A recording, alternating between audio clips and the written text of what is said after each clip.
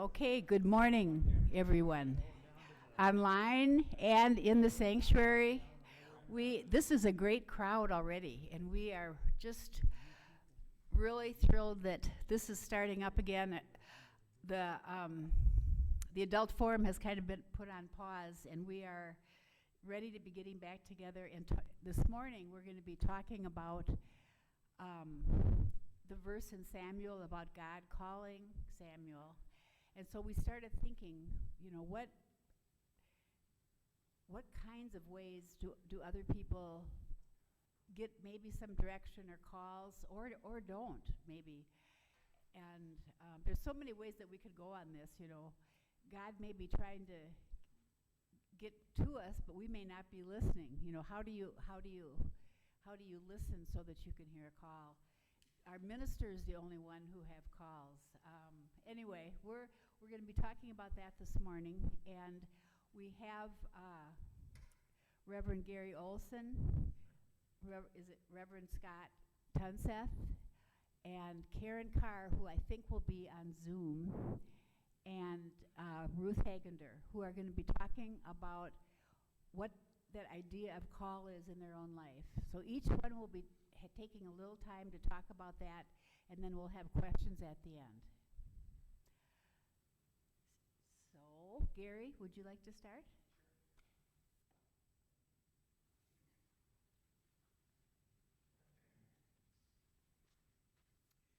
Good morning. Can you hear me okay? No. No? Okay. Good morning. My friend Carl became a mechanic, an auto mechanic, and a darn good one. He didn't go to any vocational school, no college. He became a mechanic and learned on the job and around his home. My friend Llewellyn went into electronics. He did go to vocational school, and he fixed radios and televisions and things like that. My friend Richard went into heating and air conditioning, on-the-job training, some vocational school, learned some of it in the Navy, and went into it after he got out of the service. And my friend Karen went to college, and she became a middle school teacher in the St. Paul system, in fact. My friend Carol became an elementary teacher, obviously went to college as well, and other friends like this.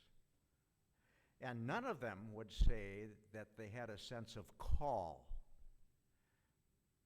to that. It was they might say, well, they had an interest in it, they had an aptitude to do it, and they just kind of went that way because it was something they liked to do and wanted to do. They would say, and have said to me, that I had a sense of call. They didn't say sense, but I had a call because I went into the ministry, ordination. And I disagree with them about that. My sense of call early on was that I didn't want to be a pastor. I never wanted to be a pastor, at first. And, I wanted to do something fun. I even thought of farming, and I knew nothing about farming except baling hay. That's the only thing I knew. And then later on, I thought, when I was in high school, I thought, well, gee, I really love music. I love percussion. I like playing the drums and the timpani and all this stuff. And I'd like to go into music. I didn't think I could go to college, though, so I kind of dropped that idea.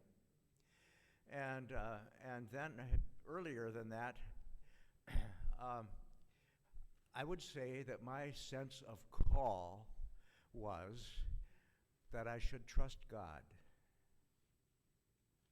and that I should trust what God did in Christ Jesus, and that I should trust that the Holy Spirit of God was still working in my life. Now, that's a sense of call that all of us have, that each one of us has. That's not unique to people who become pastors. It's that very basic sense of who I am in God's world and who I trust in God's world and what I believe. And that sense of call has been with me since I was a child, taught to me by my grandmother and my mother and other people in the church. Beyond that, I had to find my way. And I didn't know what to do with my life, quite frankly. And I got into confirmation.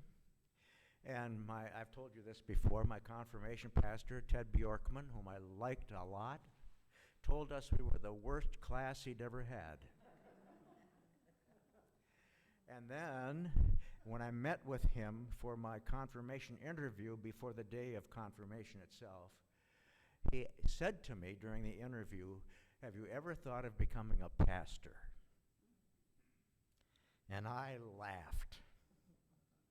I laughed because I didn't think I would be able to go to college. I told him, I said, my family can't afford for me to go to college. And he said, "Oh, don't decide that now." He says, "We'll figure it out."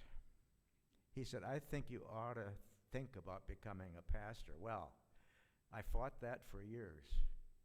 I didn't really want to be a pastor. But he said, "You have the gifts and some talents that can be developed, and you would make a good pastor." And I just kind of put it aside. And I was able to go to college, and I did at Augsburg in Minneapolis, and I thought, well, maybe I can be a music teacher, because I really loved music. And maybe I could be a music teacher. And then I discovered, that isn't going to work out too well, because I didn't think I could handle the discipline of in the classroom, in the music room. I really didn't think I had the personality to handle teenage students. Who does, yeah. And so I dropped that idea because I knew I loved music and I could really enjoy playing music and listening to music, but I didn't want to teach music. And then I kind of floundered a while, and I thought, well, I like biology. I like the out of doors. Maybe biology is, I can teach biology. So I took my freshman year, of course, introduction to biology at college level, and I'll never forget my professor, Erdahl. It was his name, not any relation to Lowell Erdahl, the former bishop, but Erdahl. He really helped me a lot, because he said to me towards the end of that semester, he said, I see you have down that you want to major in biology. And he said, and you could do it, but you're going to have to work awfully hard because your aptitude doesn't seem to be in science. Now there's there's direction right there. And he said, I see you more in the humanities. And I thought to myself, no, by George, he's right. That's what I like. I like reading, I like English, I like theater. And so I majored in theater arts in college. And I had a director who was just a wonderful mentor and advisor. She was just a wonderful person. We became friends along with Jean, and I was in plays for her and all of these kinds of things. And I worked really hard. And at my senior year, I'll never forget her, because she called me into her office and she said, "What are you going to do when you graduate?" I've told this story before here. "What are you going to do when you graduate?" And I said, "Well, I don't really know. I think what I'm going to do is try to find a job in radio announcing." She was stunned. She sat there looking at me, and after a few moments, she said to me, "Gary, that is really dumb." That is so dumb. And then we talked a little further, and she said, "I think you ought to go to the seminary." Now, that's the second time I heard that in my life. I think you ought to go to the seminary. Give it a try. And I said, oh, man, another 4 years of education? And she said, I think you ought to give it a try. And so I enrolled at Luther Seminary, and they let me in. and that must have been before my senior year, because I thought, well, if I'm going to go to seminary, I need to take New Testament Greek. So I dropped another course, and I took first year New Testament Greek from Mario Calacci at Augsburg College, and then I needed a second year, so in the summer I took second year Greek, and then I took another course at the U in advanced interpretative reading, because I liked that, and I went to seminary, and I still didn't want to be a pastor until I got to my intern year in Billings, Montana, Peter, at American Lutheran Church, where your mother-in-law was office administrator for years. She wasn't there when I was there. It's too long ago. But what happened to me that year was that I discovered that I could do this. I did such a variety of things for Pastor Gordon Tollefson, and I thought, I can do this, and I can do it pretty well. The preaching and the talking with people and the listening to people and the organizing various things. And so I came back to seminary with this very definite sense of call, my senior year, that I wanted to be a parish pastor. Now, you could say God was at work in that, and I think God was at work in all of that, but it was more than an inner sense of call. It was an invitation from people who knew me in my life, who said to me, you have some gifts and talents that you can develop, and you'll be at least a decent pastor. They didn't say it that way. At least a decent, I'm saying that about myself, at least a decent pastor, and you can do this. You can be, I think God has given you the gifts to do this if you choose to do it. All the possibilities out there, you choose one. And so I went that direction. And I can't say I've never been sorry. There are occasions when I tried to do something else. And I remember one time, am I going too long? Am I? It's too long. Another minute? And I remember I've been in some very tough situations as a parish pastor. I'm not going to share them, but very tough, some of them. And so finally I decided I'm going to go do something else. So Elmo Agrimson, my bishop at the time, asked me to go to the North Central Career Development Center and go through a battery of tests and counseling and all of this, and it came out at the end of it all, it came out this way. The guy who was putting me through this said to me, well, the results show that you ought to be the pastor of a congregation of about 800 to 1,000 people, the senior pastor. And I said to him, that's where I am right now. I said, did Elmo put you up to this?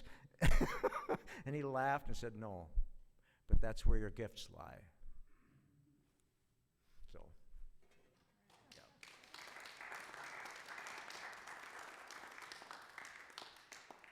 I'm sure, Gary, we would love to hear what you'd have to say for an hour, really. No, really. You've got so much, so thank you. Ruth, how about Ruth Hagander? Could you please be next?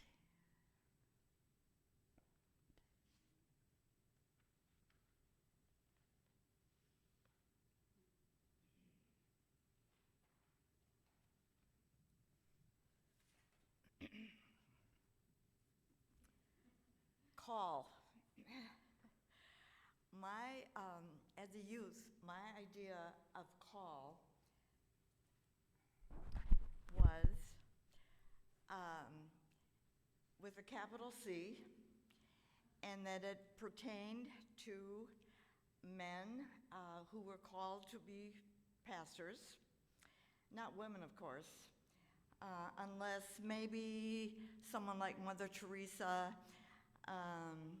maybe a few women who were called to be missionaries in China, Madagascar, India. I was really curious, puzzled about, so how did these people know they were called? Was it some kind of a voice in their ears, or some sort of vision? Did this call come once, or was it repeated over time? And how could these people be so sure? Was it possibly through devout prayer about their future that a call or the answers came?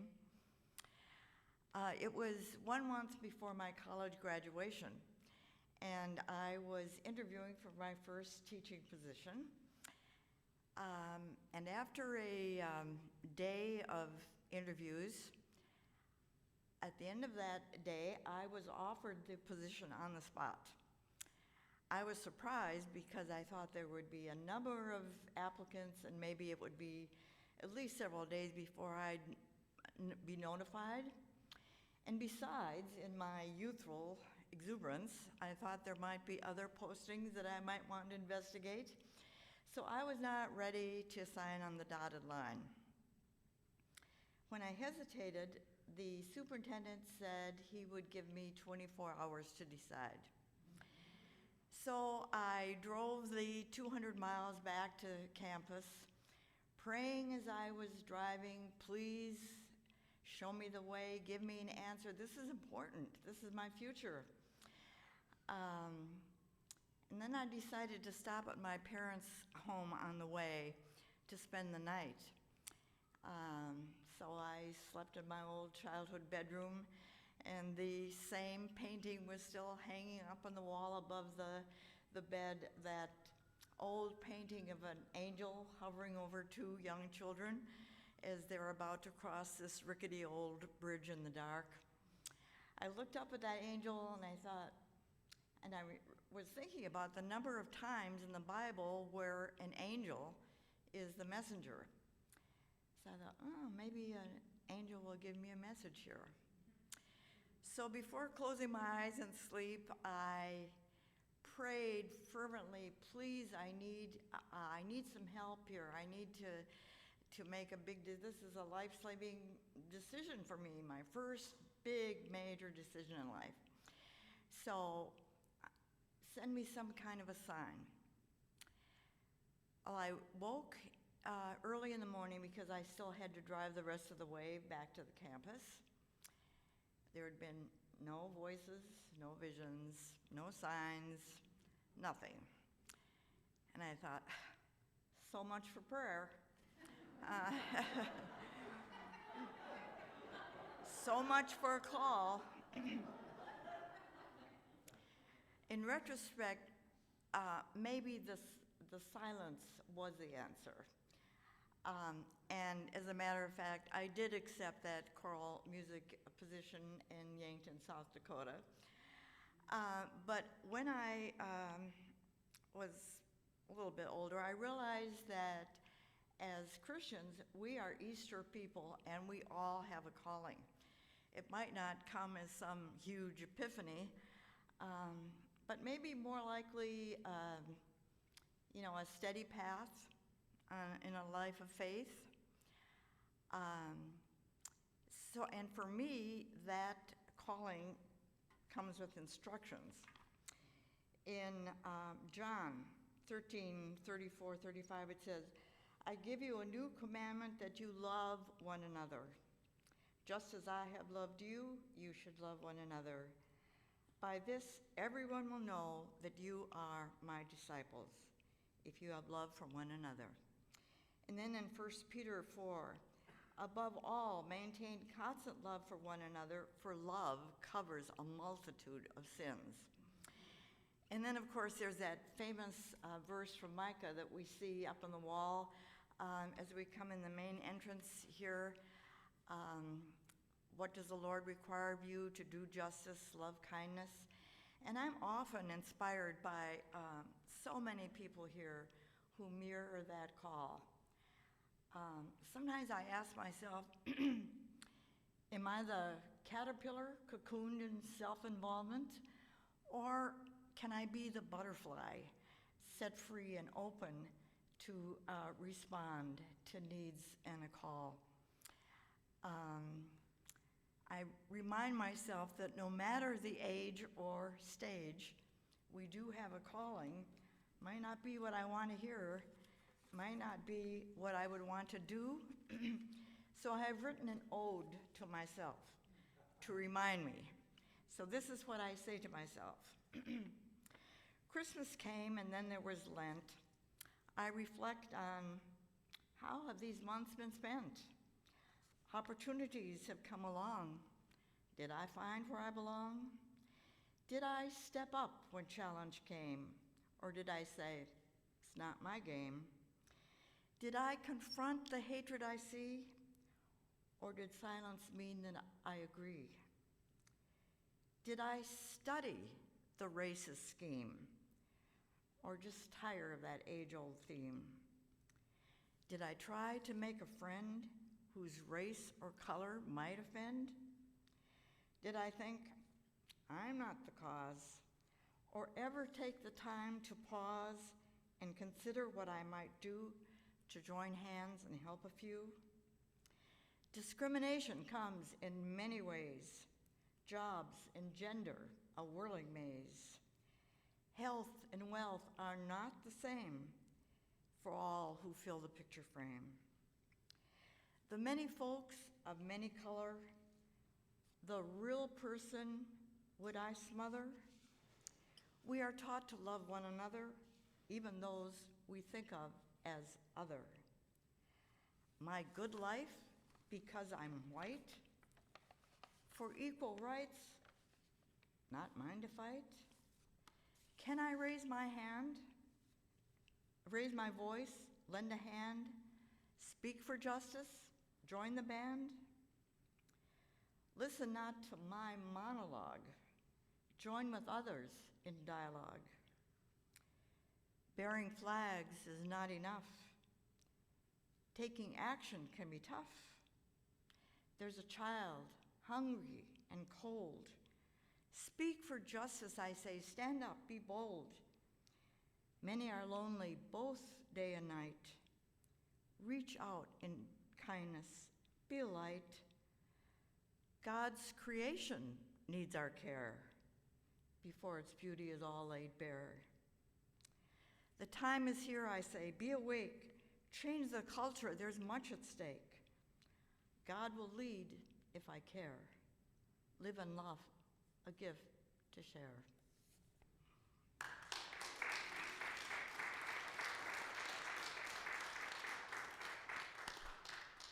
Amen. I think we can go home now.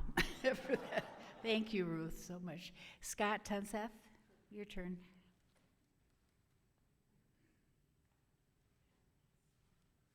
Hard to follow that. Wow. Both Gary's story and Ruth's story have elements of mine, for sure. So this idea of being called, and by the way, Susan, you don't have to be a pastor to be called. You've figured that out by now already. When Susan talked to me about speaking about this topic of being called, I had just started editing a book by Christopher Richmond called Recovering Lutheran Principles for Ministry and Vocation. Christopher, and I want to say a little bit about the book and sort of frame my words, and maybe it frames some of the things we've heard already. But Christopher serves a congregation in Texas. He's also the head of contextual ed at Baylor University, the seminary at Baylor. He has a PhD in church history from Luther Seminary. He was serving as a synodically authorized worship leader, which is a kind of a fancy word for pastor but not a pastor. But he wasn't ordained. So he started the process of becoming a rostered minister after serving this church for 7 years. And part of the process in the ELCA is to be approved by a candidacy committee. And one of the questions that he got as he was sitting in his interview with the candidacy committee was, can you describe for us your sense of inner call to ministry? And he said, that really threw me. I had no answer for them. And they said, well, you go back and think about this and come back the next time. We'll talk about it again. Because he grew up in the LCMS, Lutheran Church Missouri Synod, where there certainly is some idea about inner call, but the call there is more about an external call. That is, a call from a church to serve as a pastor of Word and Sacrament. So he grew up with this sense that a call is something you do, something that somebody else lays on you in a sense, and you accept. So he had to struggle with this inner call thing so much that he wrote this whole book trying to disprove that there is such a thing as inner call. But he wanted to emphasize two things in the book. That is the inner call. What is the history of the church on inner call? What is the history of the church on this outer call? One understanding of inner call is that it's a call that someone has learned to know God's mind or will, whether it's through prayer or discernment of some kind, or that God has chosen him or her. The ELCA documents on call require one who's a candidate for ministry to have a sense of inner call to ministry. It's not even suggested, it's a requirement. The inner call may be experienced directly as God's voice leading, or it might be mediated through the voice of others, as we heard through Gary, for instance, and you'll hear from me. Luther, Richmond said, was skeptical of the inner call because it could be abused. Think about, for instance, a cult leader who claims to have been called by God, but is really following their own inner voice and leading people in a wrong direction. So the outer call is easy to see as a letter of call that a pastor has to a congregation, like our pastors do. It's a call to serve as the role of minister of Word and Sacrament. And because the sacraments are God's gifts to us, whether a person feels an inner call to serve doesn't change the effect of the sacraments. This is the argument for why the outer call is the more important of the two. But the last part of the book, Richmond starts to quote Ruth Hagander. He focuses on the calling and vocation for all Christians. Richmond turns to Luther again to argue that the primary goal of Christian calling and vocation is dependent on the needs of the neighbor. Our call, whenever we respond in faith to the needs of our neighbor, we are living out our calling and our vocation. Sometimes we talk of this as our baptismal calling, to which all Christians, all of us here, ordained or not, are called. So, I'm a called and ordained minister in the ELCA. I'm not called to Word and Sacrament ministry, as our pastors are, but I have a special call to serve the church through publishing and education. I'm authorized to do Word and Sacrament ministry. So how did I come to be ordained? Did I have an inner calling? The short answer is yes. Yes, I did. And I do sense that God has called me, and that God continues to call me, and that the work that I have, I consider a calling to a vocation. But this calling is a lifelong journey. And I'd say this inner call to serve in ministry, for instance, really started in confirmation also. We had heavy duty confirmation every morning, every Saturday morning for 3 years. 1 year Old Testament, 1 year New Testament, 1 year memorizing and talking about the catechism. And at the end, we had to do a 10-minute speech for everybody. And it was intense. One thing that happened during that time was I was interviewed by my pastor, Tom Spondy. He interviewed all of the confirmants, and during my confirmation interview, guess what he asked me, or what he said to me? Can you guess, Gary? He said, Scott, you should consider becoming a pastor. I'm not as bold as Gary, so I didn't laugh in his face. But internally, I was saying, no. I was frightened by the thought. Tom Spondy was a great pastor, wasn't he? Amazing. Tremendous preacher. I thought, how could I possibly live up to this role model? There was no chance, I thought. And so, like Gary, I sort of tried to push it away. But Tom was persistent. He sent me to a leadership training school at camp. He encouraged me to be an officer in Luther League, which led to me working at Bible camp for 4 summers. All of this was part of the situation that was leading me in a direction.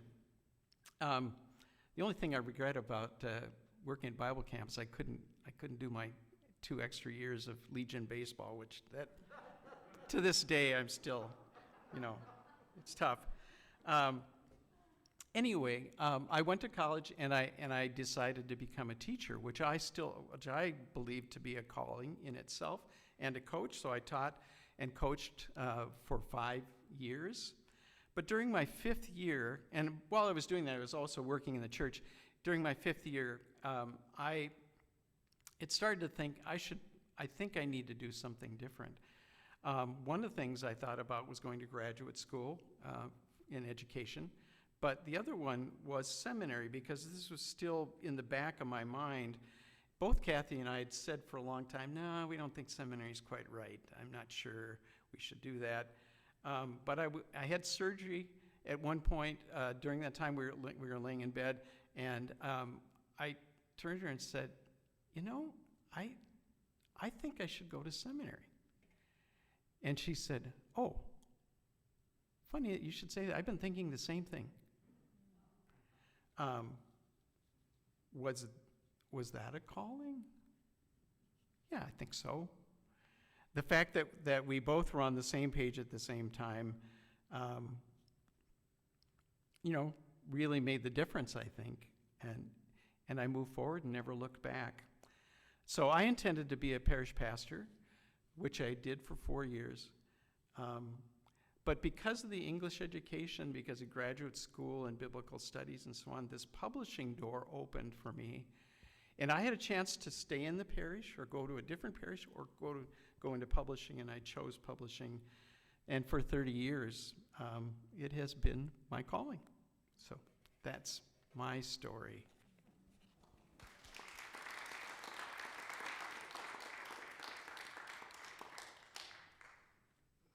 Thank you, Scott.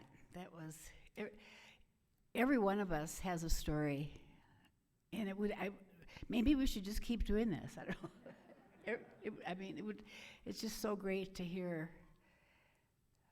our differentness and yet how similar we are. Karen Carr is on Zoom, and I'm not quite sure, because she was going to also share how she was about her call. But I'm not quite sure how to get that hooked up. One idea is tonight, we've got this thing called Going Deeper at 6:30, and it's a Zoom. Oh, is she there? Yay! Good morning. Karen, yeah, if you could share, that would be great. I'm happy to share. Thanks for inviting me to do this, Susan. Yeah, I agree with you, Susan. We all have so many stories, not just one story. So it's not easy to just say, okay, I'm going to talk about feeling called in 5 minutes, but I appreciate brevity because then we can hear more stories. So the distinctive idea of being called in life is very valuable to me. I trained as a teacher, an English teacher, because I love language and I love the study of literature. Um, but I don't love classroom management. So after being an English teacher for several years in the Mounds View and White Bear Lake districts, I decided to go another direction and I was trained as a life coach. And so I started my own business as a life coach and I really enjoyed that process. And I kept my foot in the door as a teacher also. Um, the idea of listening to that still small voice was always very important to me. As you know, most of you know, my parents were charter members at Prince of Peace, and my father was a very strong influence in my faith journey. But he also encouraged me to be a teacher. And in some ways, he wasn't really listening to my um, desire to go beyond the classroom. But that's where he was at. Um, so thinking about sharing with all of you today, I came to the conclusion that I needed to share a very personal journey because of the last 8 or 9 years. So about 9 years ago, I was really struggling in my personal life as a parent, and then I found out through conversations with fellow coaches that I needed to look more closely at my own behavior. I was really struggling with one of my, relationships. It's all about relationships. And what happened that was so amazing and important for me was also one of the hardest things I've ever done. And I decided I needed to stop drinking alcohol. It had become kind of a crutch for me for my entire life, not realizing that I had a lot of anxiety, a lot of depression, and I wasn't handling it very well. And so I found myself at an AA meeting, and I'm one of those grateful alcoholics that the 12 steps really works for me. And the reason I talk about that today is that it brought me closer to my faith and how important my faith in God and Jesus Christ has been my entire life. And especially these last 9 years since I decided to live in long-term recovery. So I feel like I am a better listener, and that is so important in any career, any relationship. And for me to be a better listener for God and God's desire for me to live a life of service, these have all come to fruition. And it's a daily endeavor to feel like I'm being in service to God's love and God's faith and in all of us. So here I am today. So in my youth, I became a teacher. That didn't really feel like 100% of a calling, but I learned so much from that.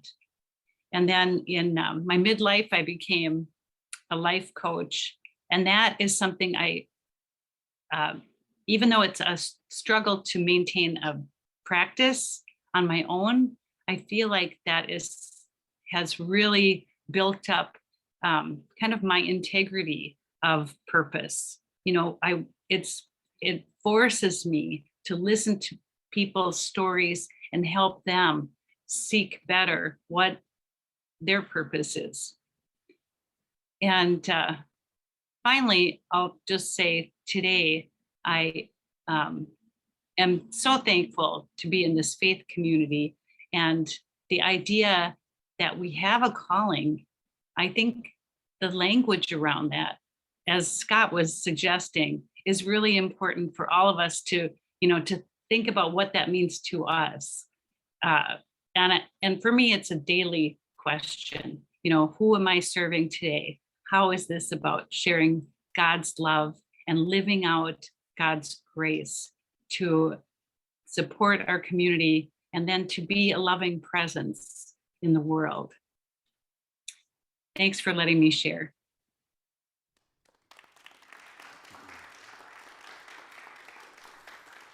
Thank you so much, Karen. That was really a wonderful, honest perspective, and we all appreciate it.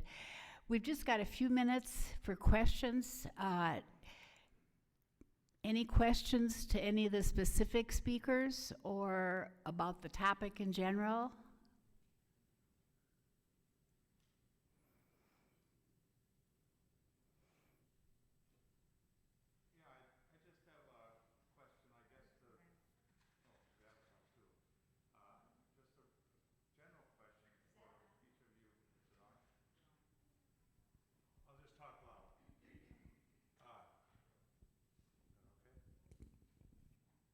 How about that?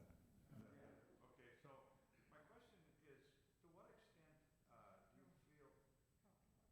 do you feel that it's an idea of being open to a call versus the call happening, or are you focused so heavily on what you're doing that you don't hear a call? Is the idea of that's my question, is how are we open to call? Anybody? I think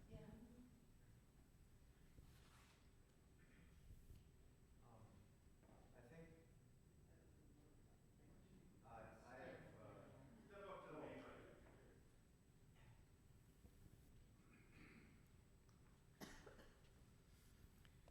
mic. Yeah, I think I have sensed an openness in myself to call.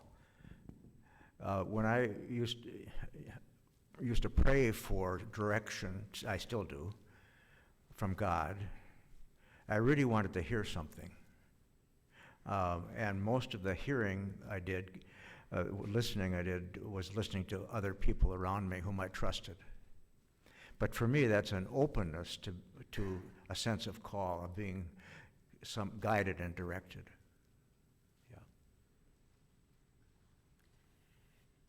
Michael and I are reading a new book by Richard Rohr on silence, and for me too, listening takes silence, and that is such a hard thing for me and in this culture, I think, is to really, really be quiet and spend time and have value in doing that. So